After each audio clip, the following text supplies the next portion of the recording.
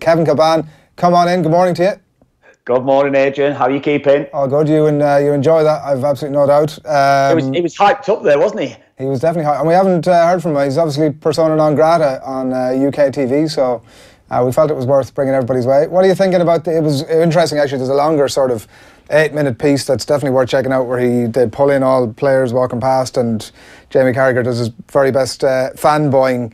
But what are you thinking about the final, Kev? Myself and Risteard were chatting about earlier on that potentially this has got 7-6 written all over it. Yeah, potentially. Well, you couldn't argue with that. I think both teams will certainly score on the night.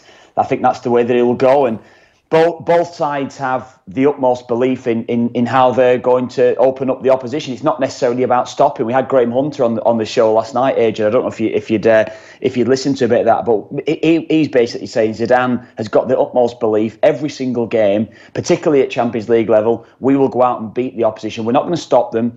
Both our fullbacks will engage. We'll leave ourselves exposed defensively. Yes, we may concede, but we'll go and score. And it's the exact same philosophy that Jurgen Klopp has at Liverpool. So I think we'll see goals. I think we'll see very good attacking play, but more so, I think we'll see a lot of defensive errors and bad mistakes. Yeah, that's all sounds like the most perfect recipe for a Champions League final.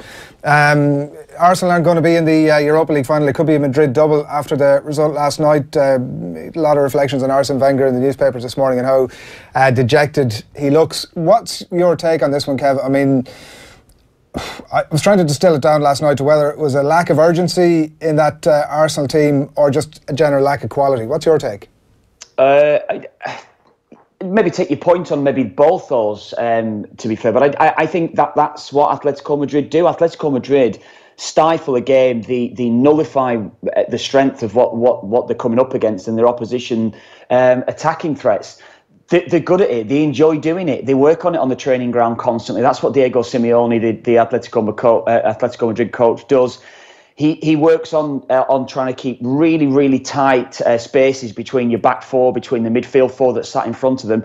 So there's very little space for oppositions to work in and manoeuvre in. That in turn looks like it's a bit of a lethargic pace, that there's no real intensity in the game, and that's what they're experts at. We were talking in the office last night before even Nathan and I went on air, and we're saying you can just see this being a 1-0 win to Atletico. You couldn't, certainly you didn't fancy there to be an abundance of goals in the game. If Arsenal scored, that would have been certainly of benefit to the game, because it would have had to bring Atletico out a little bit. But as soon as they got that goal on the stroke of half time, the second half was always going to go the way that it actually did go. But maybe your points there about Arsenal lacking in certain ways, that's what they've done maybe in key games over the last 10, 15 years now. When it's really come to it, when they've had to go and open sides up, when sides have defended deep and been disciplined defensively against them, they've found themselves wanting, and that was the case last night again. Given the lack of, do you have a question, Risteard? Go on. Well, Kevin, just Risteard here. How are you? How are you doing? How are you keeping? All good? Yeah. Joe, we were talking earlier just about the role of managers generally in sport, but just Wenger, where would you place him in the sort of the pantheon of all time greats? He certainly did change the thinking of every footballer, I would say. Certainly in the era that I was coming into the game. Certainly when he went into Arsenal in '96, I was still at Preston North End. It was around the time that I was playing in the bottom league of English football at the time, and he changed.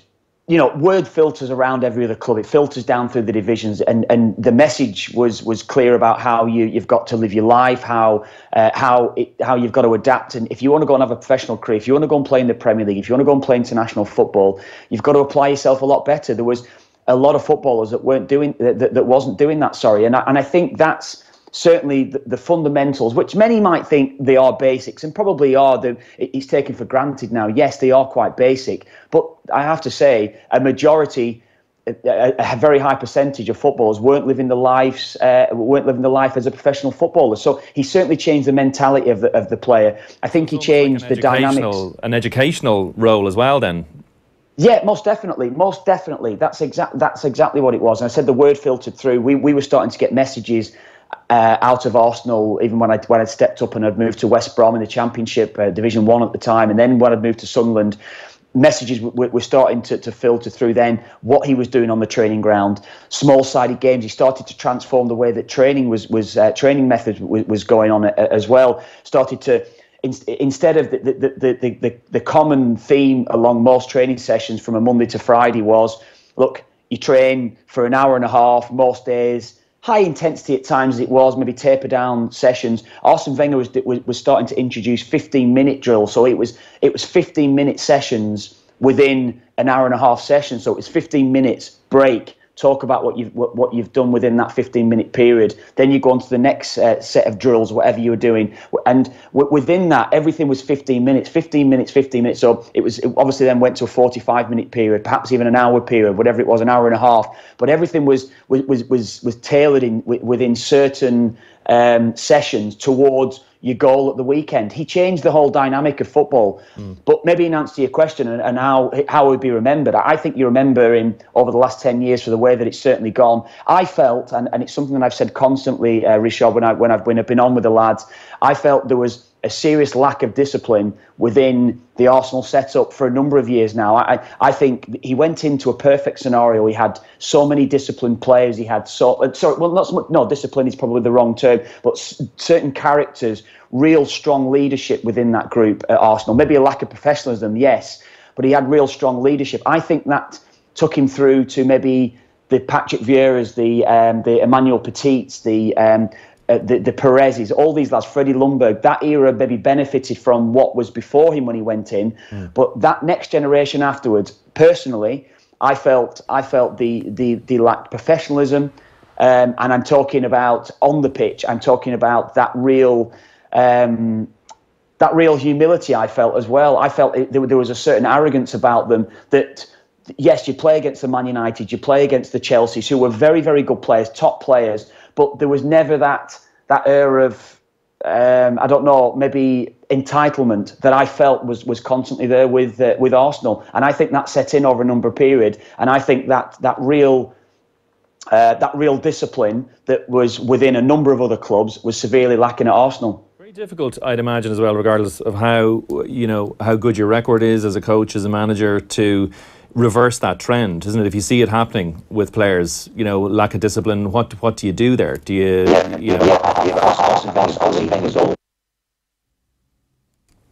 Wow, we seem to have the gremlins have kicked in for us there. Kevin Kilbane sounding like a bit of an alien, so we'll try and... Such a good question. I just destroyed the... Sounding like even more of an alien than normal, I suppose. Destroyed the gaff. The point on that.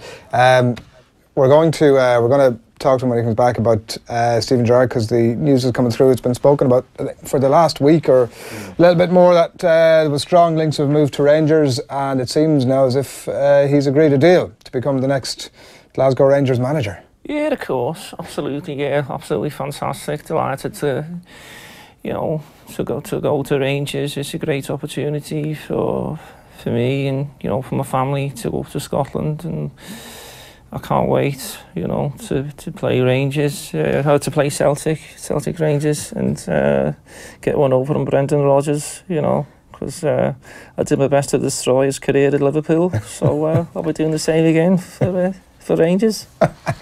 He's a pretty downbeat guy, isn't he? He's not much in life that sort of excites him. No, he is. He's very... Considering how, it's always the thing that amazes me as footballers, like, he's such an explosive player.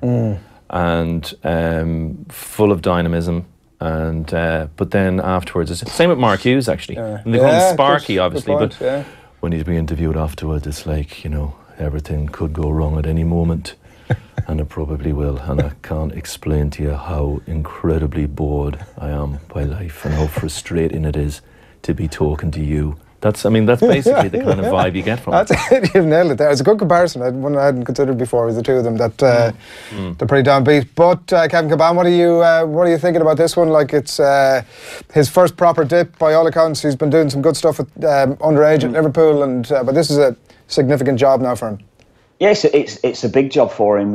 Quite surprising. Probably a large part of me would be quite surprised he's taken the job. But I think it is understandable why he's taking it, because I think I was talking to Pat Nevin the other night when we were at the roadshow up there in Finsborough the other night, Adrian, and I was talking to Pat about it, and Pat was along the opinion, will say, look, he can't believe he's actually taken it simply because he could be written off. He talked about John Barnes and the excellent career that John Barnes had, and he's considered a failure at Celtic, yet he actually has a decent record if you're backing it up statistically against other great Celtic managers. But the one thing I'd say with Gerrard is he's going to get so much experience of a club that's in a bit of turmoil. We know that. We know the way that it's gone over the last few years. But he's still at a huge club. He's at a great supported club as well. And I think the experience that he'll get from that will take him forward. And he may be considered a failure. He may not necessarily, if it does go horribly wrong for him. But I think the general feeling is, and certainly my feeling would be from it, is that I think he'll get experience that he'll probably not get if he goes to maybe a lower league club over in England, or maybe even went abroad, or whatever it would be. I think this experience of going in there to Rangers and trying to manage from the bottom up, I think that'll stand him in good stead if he does go and progress in his coaching and managerial career. Yeah, I think everybody expects him at some point in his career to end back at Liverpool, obviously, and I know the Brendan Rodgers derbies are going to be even more spicy maybe than they were already. But I guess it's a case, Kev, just briefly, he does a couple of years there and then gets out of Dodge. I'm assuming that everybody sort of accepts that's the rationale here. Yeah, I wouldn't disagree with that at all. I think it's about, I think certainly limited funds that they'll have there at Rangers. I believe from what's been said over the last few weeks, there is going to be funds made available to him if he were to take that job. But I think in general, they still won't be able to compete with Celtic. They're going to be way behind. Finishing second, perhaps getting into Europe is the ask for Steven Gerrard there at Rangers. If he gets that, and if he does have relative success within the confounds of the job, I think yes. I think it'll probably be a 2-year, 3-year max appointment, and then he'll probably be looking to move elsewhere. Yeah. All right, Kev. Thanks a million for the minute. Good morning to you. Good morning. Cheers, lads.